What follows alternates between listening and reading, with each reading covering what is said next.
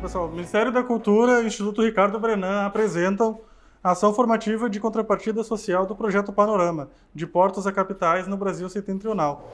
PRONAC 178612, Lei Federal de Incentivo à Cultura, Lei Rouanet 178612. A mostra tem o patrocínio do Itamaraty e do Grupo Parve. A organização e produção do projeto é da Expomos, realização do Instituto Ricardo Brenan, Ministério da Cultura, Governo Federal. Então, boa tarde, pessoal. Tudo bem com vocês? Não? Por quê?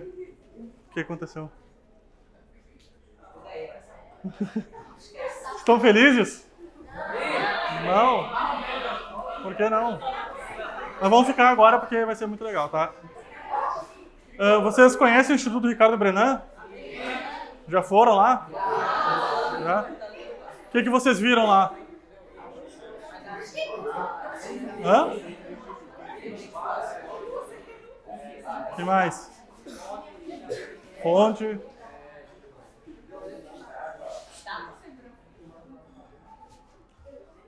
Bom, então, pessoal, tem estátua, tem arma também, né? Pré-histórico também. Tá. Então, pessoal, a gente está aqui para fazer uma apresentação para vocês sobre uma exposição temporária que a gente está recebendo lá, tá? Até o final do mês de abril. E porque a escola de vocês fez o agendamento para fazer uma visita lá. Tá? Na próxima semana, dia 4 e dia 11 também. Vão 2 grupos aqui da escola lá. Então a gente está fazendo aqui essa atividade para apresentar um pouco do que trata essa exposição, para quando vocês chegarem lá, vocês olharem as obras que estão lá, são quadros principalmente, né? Com um olhar mais diferente, sim, sabendo mais do que se trata aquilo, tá? Então, podemos começar aqui, que o nome da exposição é Panorama, né? Vocês sabem o que é o panorama? Quando vocês vão tirar uma foto no telefone, não tem um modo panorâmico às vezes, né? Como é que é? Isso. Então, panorama é uma palavra de origem grega que significa visão do todo, tá? E ela foi empregada em arte pela primeira vez por um escocês chamado Robert Barker, lá em 1792. Ele fez uma pintura dentro de um prédio de forma cilíndrica. É um prédio, assim, alto e redondo, mais ou menos como um copo, alguma coisa assim. E ele pintou as paredes internas desse prédio com a vista da cidade de Edimburgo, que era lá onde ele morava. Então ele pintou a visão da cidade nas paredes internas e quem entrava nesse prédio podia ter uma visão do todo, uma vista panorâmica da cidade de Edimburgo, que era lá onde ele morava, entende? E aí o nome desse prédio redondo era Rotunda, tá? O nome desse estilo de prédio. Tá? É uma palavra importante aí para vocês pensarem, que depois a gente vai fazer uma atividade aqui e vocês têm que estar bem ligados aí nas coisas que eu vou falando, viu? Aí aqui a gente tem um desenho representando como é que tinha ficado esse prédio com a obra dele, com a pintura dele, né? Com o panorama de Edimburgo que ele pintou. Então aqui vocês podem imaginar, o prédio ele era redondo, faz de conta que cortou ele ao meio e abriu assim. E aí vocês estão vendo aqui então, né, 2 lados aqui das paredes internas dele. Pode ver aqui as pessoas bem pequenininhas subindo na escada, né? O pessoal ia subindo e tinha vista aqui. Primeiro a vista do litoral, né, da parte do mar, e aqui a vista da cidade mesmo, ali com seus prédios, suas igrejas e tal, né? Então, pode passar? As obras que a gente vai ver lá, elas são panoramas aqui do Brasil, tá? Lá no século XIX, ou seja, nos anos 1800, tá? Vocês sabem que naquela época não existia internet, né, telefone, fotografia estava começando a ser inventada já na metade do século XIX, né? Mas não era algo popular, era algo bem caro, difícil de ter acesso, né? Então as pessoas, para conhecerem lugares diferentes, quando elas não tinham condições de ir, elas compravam pinturas, né, desenhos de lugares que elas queriam conhecer. Então por isso que se fazia muitas pinturas, às vezes não necessariamente pinturas feitas à mão, mas também tinha um outro modo de reproduzir imagens em larga escala, que a gente chama de litografia, que aí consiste em pegar uma pedra, fazer um desenho ali com um lápis, com uma substância gordurosa, alguma coisa assim, depois colocava o papel em cima, passava uma pedra bem pesada, deixava ali um tempão, e quando tirava o papel estava ali feita a imagem. Para não ter que fazer várias vezes o mesmo desenho, né? Então era uma forma de ficar reproduzindo várias vezes a mesma coisa. Aí vocês vão ver lá muitas litogravuras, né? Que são as gravuras produzidas assim. Algumas em preto e branco, feitas assim de uma vez só, outras coloridas. E aí como é que se faziam as coloridas, né? se fazia desse jeito e depois se pintava a mão só, ou então fazia em várias pedras, uma para cada cor. Então passava o papel em cima de várias pedras para ir somando as cores em cima e formar uma imagem colorida. A gente vai ver muitas imagens de Recife no século XIX, feitas desse modo, de várias partes aqui da cidade. Algumas que existem ainda, igrejas, pontes, e outras que não existem mais. Tá?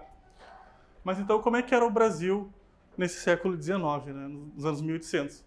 Vocês sabem que o Brasil era uma colônia de Portugal, né? Vocês já estudaram isso, né? E o que é ser uma colônia? Qual é a relação de colônia e metrópole? Alguém pode me explicar? Alguém lembra de quando estudou isso? Então, assim, a metrópole, né, no caso Portugal, chegou aqui no litoral brasileiro, se instalou aqui e começou a explorar riquezas que tinham aqui, né, que eles tinham interesse. Primeiro foi o pau-brasil, né, que é uma madeira que produz uma tinta de cor avermelhada que eles usavam para tingir tecidos, né. Depois eles foram vendo que aqui podia plantar muitas coisas e começaram a plantar principalmente cana-de-açúcar, né, principalmente aqui na região nordeste do Brasil, para produzir principalmente açúcar e cachaça, que aí era vendido lá para os países da Europa. E só quem fazia esse comércio eram os portugueses, né, que acabavam ficando com todo o lucro dessa produção que era feita aqui. Seja os portugueses donos das terras que tinham aqui, seja os portugueses que faziam o comércio mesmo pelo Oceano Atlântico.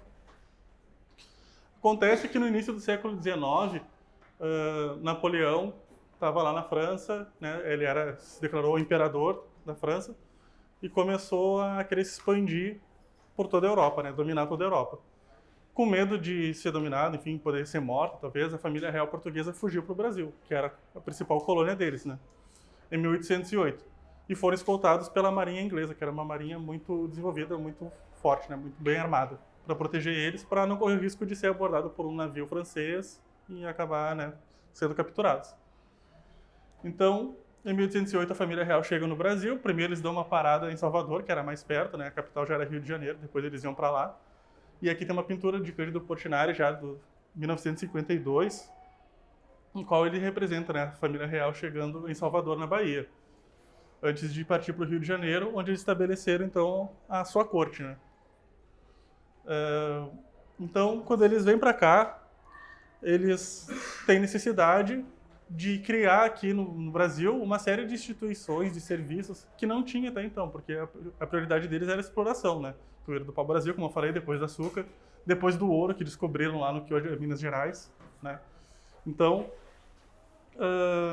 começa a se desenvolver algumas coisas tipo bancos, bibliotecas, universidades, né? E aí uma dessas instituições é a Escola Real de Ciências, Artes e Ofícios, para começar a formar cientistas, artistas que não tinha, né, uma escola de formação nessas áreas aqui no Brasil ainda, até então. Aí em 1822, vocês sabem, tem a independência do Brasil, né, Dom Pedro I, né, aquela história toda do 7 de setembro. E nesse período foi um momento de muitas revoltas por todo o Brasil, porque com a corte instalada aqui, começa a precisar de mais dinheiro para manter toda aquela gente rica, aqueles luxos deles lá no Rio de Janeiro, né? Então, começa a cobrar mais impostos e o pessoal começa a se revoltar com isso, né? A gente teve, inclusive, aqui a Revolução de 17, você sabe, né? A Confederação do Equador também, depois, mais tarde, a gente vai falar um pouquinho sobre isso. Então, já com o Brasil independente, a Academia Imperial de Belas Artes passa a ser um novo nome da Escola Real de Ciências, Artes e Ofício, para formar pintores, dramaturgos, escritores, pintores, escultores, né, dentro dos vários ramos artísticos que a coroa portuguesa valorizava.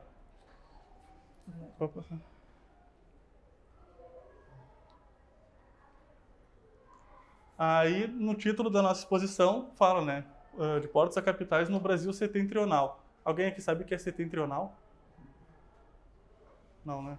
É uma palavra bem estranha, bem diferente, que a gente não vê todo dia, né? Mas setentrional é uma palavra que é usada para se referir à região norte de algum lugar, né? A região sul se usa a palavra meridional e a região norte usa setentrional. Então está se referindo à metade norte do Brasil, digamos assim. E aqui a gente tem um mapa feito por um francês lá no final dos anos 1700 que representa essa região, né? O nome, inclusive, é Mapa da Parte Setentrional do Brasil.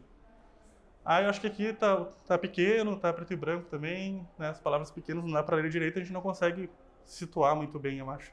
Então, eu botei aqui um mapa atual do Brasil, com a região ali retratada destacada, né? Que a gente vê aqui que pega praticamente todo o Nordeste, e ali uma beirinha do norte, né? Do estado do Pará, pega a cidade de Belém também. E depois são de 4 cidades dessa região as obras que a gente vai ver lá quando vocês visitarem a exposição. Então, as cidades de Belém, no Pará, aqui em cima, São Luís, no Maranhão, Recife e Salvador, na Bahia. Certo?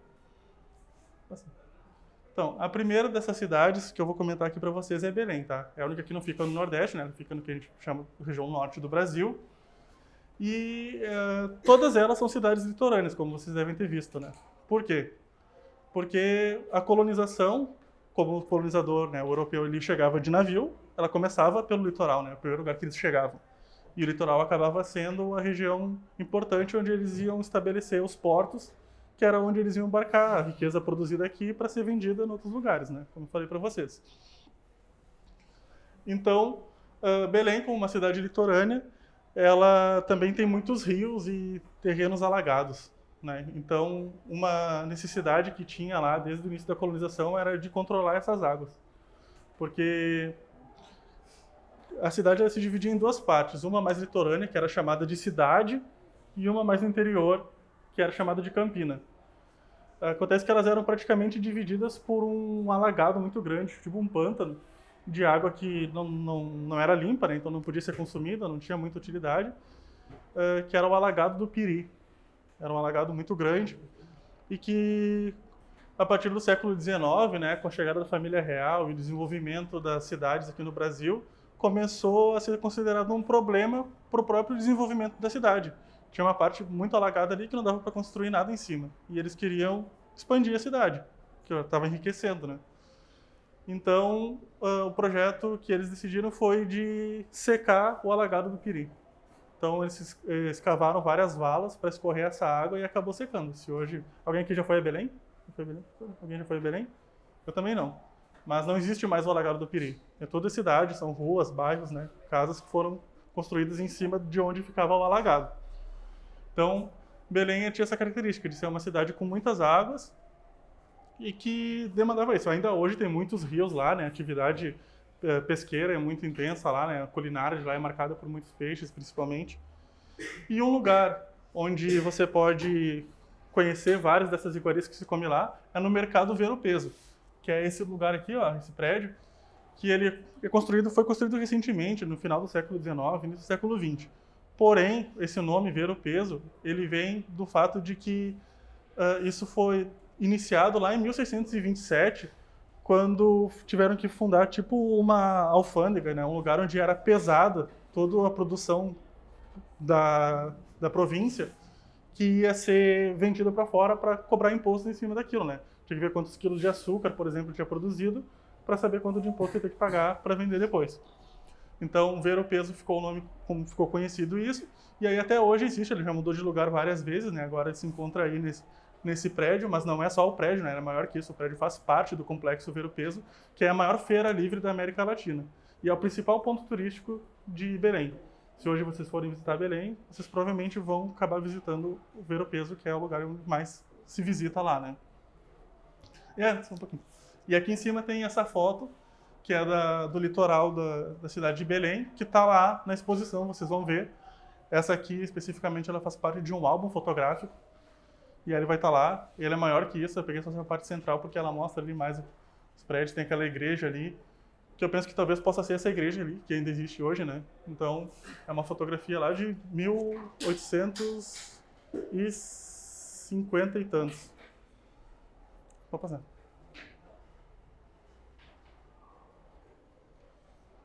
E aí outra cidade que a gente vai ver é São Luís, no Maranhão. Alguém já foi ao Maranhão, São Luís? Também não? Eu também não. Mas, estudando então, eu aprendi um pouco sobre a história do Maranhão e principalmente da cidade de São Luís. E aí eu descobri que a província do Maranhão e depois primeiro capitania e depois província do Maranhão, ela tinha grandes produções de algodão. E como o Brasil era colônia de Portugal, os Estados Unidos eram colônia da Inglaterra. Então, a Inglaterra começou a criar suas fábricas de tecido no final dos anos 1700 e eles precisavam de algodão para estar alimentando essas fábricas para a produção de tecidos. E esse algodão vinha principalmente dos Estados Unidos. Ali, a partir de 1775, começa a Guerra de Independência nos Estados Unidos. Então, a Inglaterra deixa de receber algodão de lá.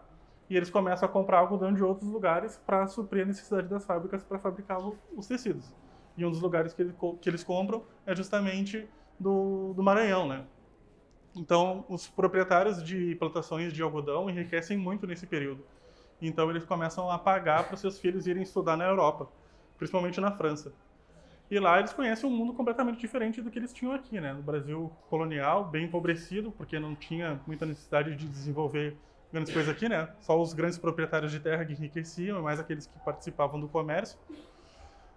Então eles voltam com uma visão diferente de cidade que eles querem começar a implementar, querem transformar São Luís numa cidade mais moderna, mais parecida com Paris, que era o que eles conheciam. Então, ao longo do século XIX, né, dos anos 1800, começam a fazer muitas leis para dizer como as pessoas deveriam se comportar, como a cidade deveria ser. E aí isso afetava principalmente a população mais pobre, né? Por exemplo, uma das coisas que incomodava muito essa elite rica lá de São Luís era que eles moravam em casas grandes, às vezes de mais de um andar, mas a maioria das casas da cidade eram casas pequenas, feitas de palha, onde moravam as pessoas mais pobres, mais empobrecidas. Então fizeram uma lei que proibia construir novas casas de palha na cidade.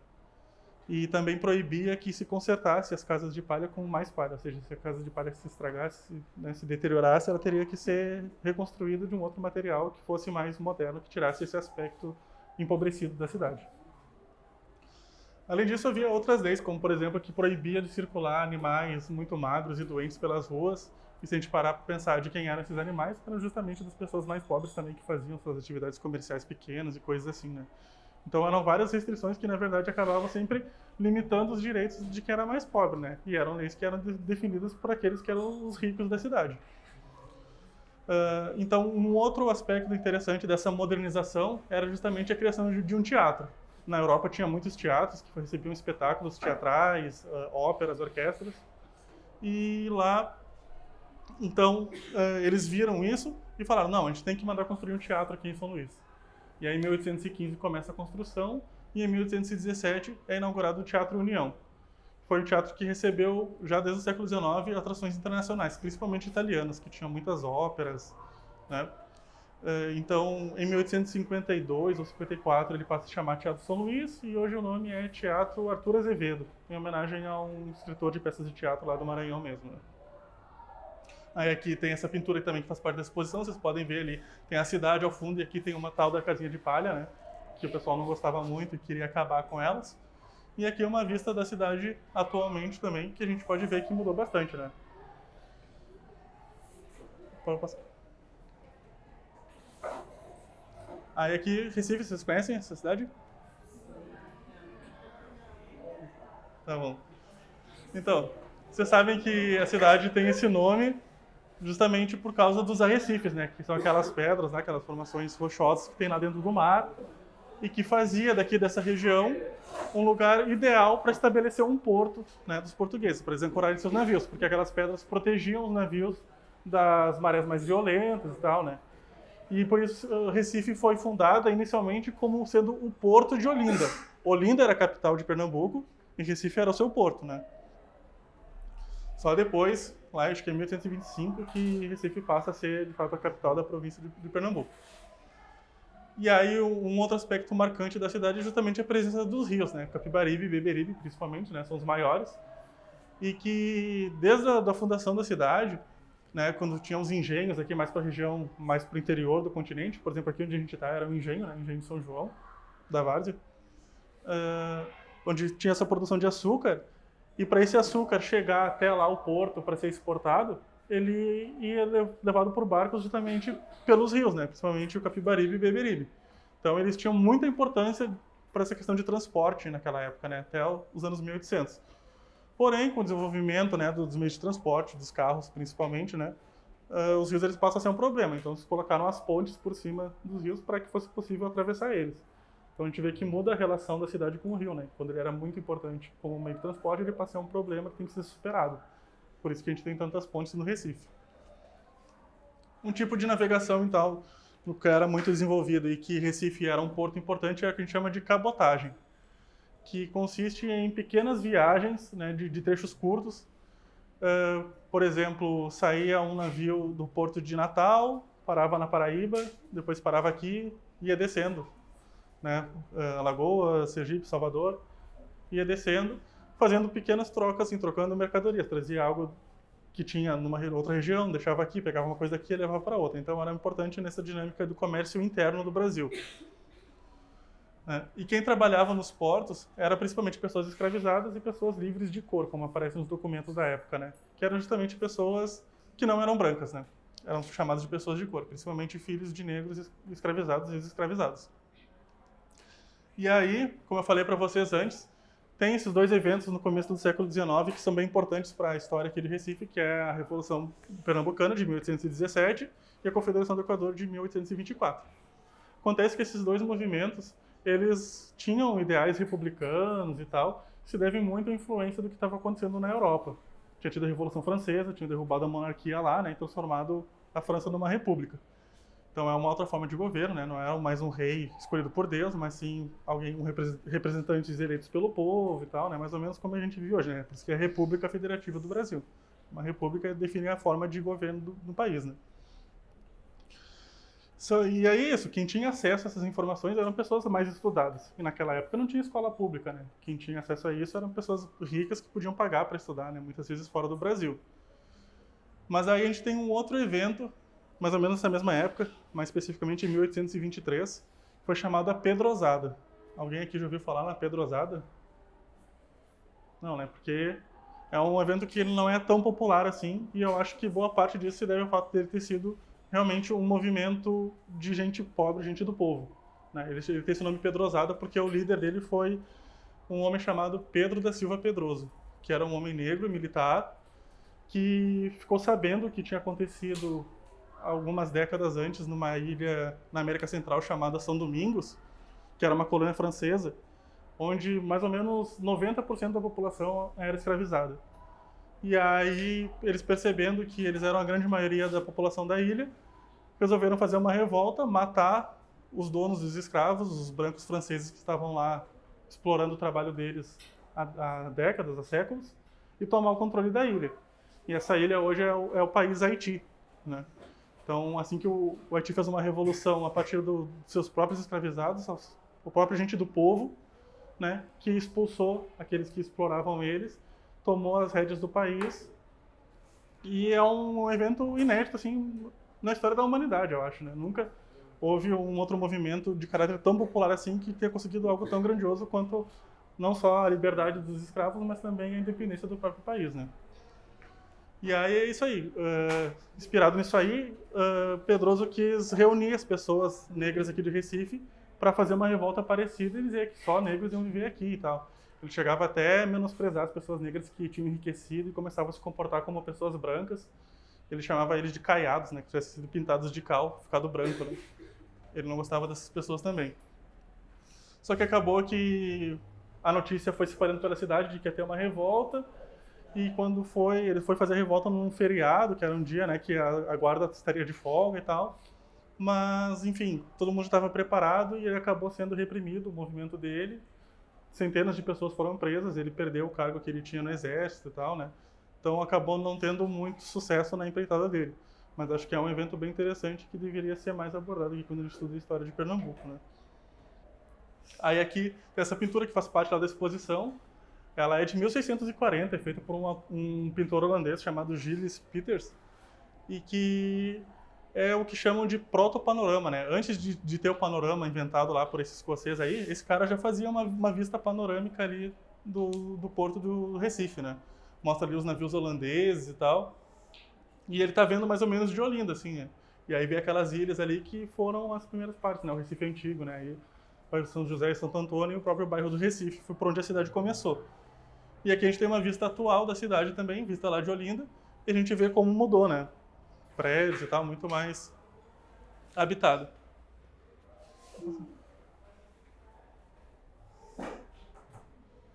E aí a última cidade que a gente vai comentar aqui rapidamente é Salvador, na Bahia, né? Salvador foi a primeira capital do Brasil, porque ela tinha uma posição geográfica vantajosa, porque na época o Brasil não chegava lá até o que hoje é o sul, né? Chegava mais ou menos até o litoral de São Paulo. E então Bahia ficava mais ou menos no centro, então era mais fácil de chegar gente de Portugal para cá, de navio de Portugal para lá, de ir para a África também buscar pessoas escravizadas, que era quem trabalhava nas plantações, né? E aí, no porto de Salvador, se construíram muitos trapiches, que eram esses prédios aqui de trás, esse aqui não, esses aqui de trás, que eram meio que armazéns onde se guardavam as mercadorias que eram produzidas e também que chegavam de navio, e tinham todos uns instrumentos ali que facilitavam o embarque e desembarque de mercadorias, né? Conforme a atividade comercial foi crescendo, se viu a necessidade de construir a alfândega, né? Antes era em outros lugares e aqui, na década de 1860, se construiu esse prédio aqui. Essa foto é de 1860, ela está lá na exposição também, vocês vão ver ela. Ela também é maior, recortei um trecho. Para mostrar que já existia o prédio que hoje é o Mercado Modelo. Também é um ponto turístico bem importante de Salvador. Alguém aqui já foi à Bahia, Salvador? Não foi? E foi no Mercado Modelo? No elevador Lacerda? Mas tem o elevador Lacerda, que é um ponto turístico também que todo mundo visita lá, que é o primeiro elevador urbano das Américas, né? Um elevador, né, que fica na parte externa, não é dentro de um prédio. Que ele liga a cidade baixa, que era aqui é o litoral, à cidade alta, né? Sim, grosso modo, a cidade de Salvador ela era dividida na cidade baixa, onde viviam mais os trabalhadores do porto e pequenos comerciantes, e a cidade alta, onde moravam as pessoas mais ricas, né? Os proprietários dos negócios mesmo, o pessoal da administração da cidade. Então está aqui o Mercado Modelo, que até hoje é um ponto turístico também importante. Todo mundo que vai a Salvador acaba visitando lá e vai tirar uma foto do elevador Lacerda, com certeza. Eu também não estive lá ainda. E aí o porto ele era muito importante, tanto para o comércio interno quanto o comércio externo. Comércio interno porque a cidade de Salvador não produzia tudo aquilo de que ela necessitava para os seus habitantes sobreviverem. Então muitas coisas que eram produzidas no interior, de alimento principalmente, ia navegando pelos rios, por exemplo, sei lá, o Rio São Francisco, e chegava lá até a cidade e ficava no porto, para onde ou ia abastecer a cidade ou ia partir para o comércio exterior, né? Principalmente para a Europa, mas também para outras regiões do Brasil. Por conta dessa intensa atividade mercantil lá, cedo se começou a usar lá embarcações a vapor, que eram mais ágeis, mais rápidos, então facilitava o transporte desses bens, né? Então, em 1853, é fundada a Companhia Baiana de Navegação a Vapor, que foi uma das primeiras do Brasil e que justamente dinamizou mais esse processo.